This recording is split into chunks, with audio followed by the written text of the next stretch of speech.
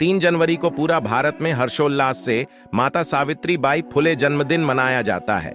तो ऐसे में सवाल उठता है कि कौन है सावित्रीबाई फुले और क्या महत्व है इनकी। तो चलिए आज के इस वीडियो में आपको बताता हूं सावित्रीबाई फुले से जुड़ी कहानी और पूरा इतिहास। इससे पहले साथियों मैं आपसे अपील करता हूं, यदि आप मेरे YouTube चैनल में पहली बार आए हैं तो चैनल को सब्सक्राइब जरूर करें और लाइक कमेंट अवश्य करें।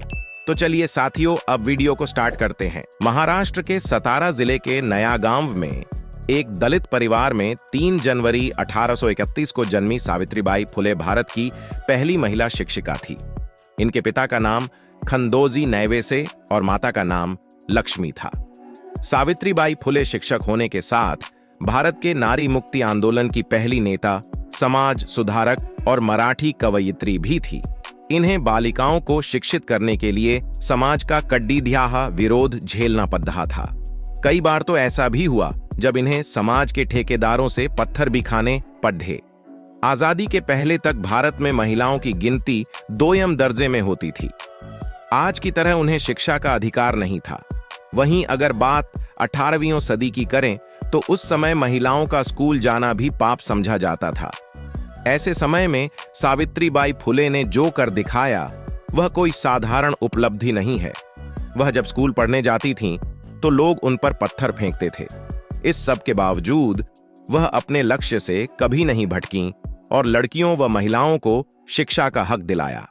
उन्हें आधुनिक मराठी काव्य का अग्रदूत माना जाता है।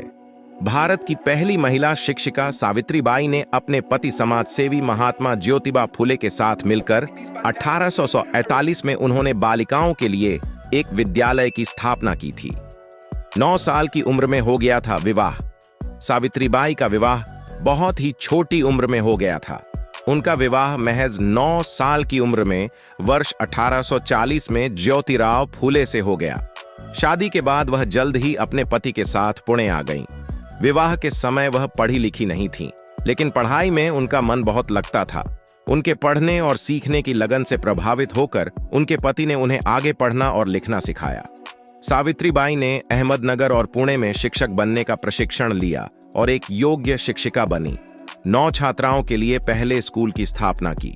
सावित्रीबाई ने 3 जनवरी 1848 में पुणे में अपने पति के साथ मिलकर विभिन्न जातियों की 9 छात्राओं के साथ महिलाओं के लिए पहले स्कूल की स्थापना की। 1 वर्ष में सावित्रीबाई और महात्मा फुले 5 नए विद्यालय खोलने में सफल हुए। तत्कालीन सरकार ने इन्हें सम्मानित भी किया। एक महिला प्रिंसिपल के लिए सन 1848 में बालिका विद्यालय चलाना कितना मुश्किल रहा होगा, इसकी कल्पना शायद आज भी नहीं की जा सकती। लड़कियों की शिक्षा पर उस समय सामाजिक पाबंदी थी। सावित्रीबाई फुले उस दौर में न सिर्फ खुद पढ़ीं बल्कि दूसरी लड़कियों के पढ़ने का भी बंदोबस्त किया। लोग पत्थर मारते, गंदगी फेंकते। भारत में आजादी से पहले समाज के अंदर छुआछूत, सती प्रथा, बाल विवाह और विधवा विवाह जैसी कुरीतियां व्याप्त थीं।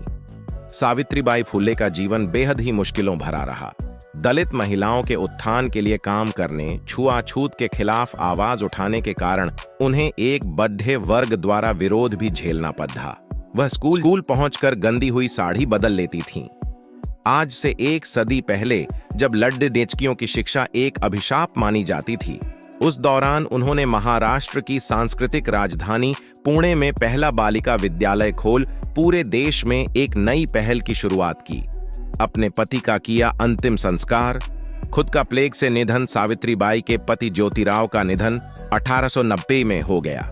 उस समय उन्होंने सभी सामाजिक मानदंडों को पीछे छोड़ते हुए उन्होंने अपने पति का अंतिम संस्कार किया और उनकी चिता को अग्नि दी। इसके करीब 7 साल बाद जब 1897 में पूरे महाराष्ट्र में प्लेग की बीमारी फैला तो वे प्रभावित क्षेत्रों में लोगों की मदद करने निकल पड़ी। इस दौरान वे खुद भी प्लेग की शिकार हो गई और 10 मार्च 1897 को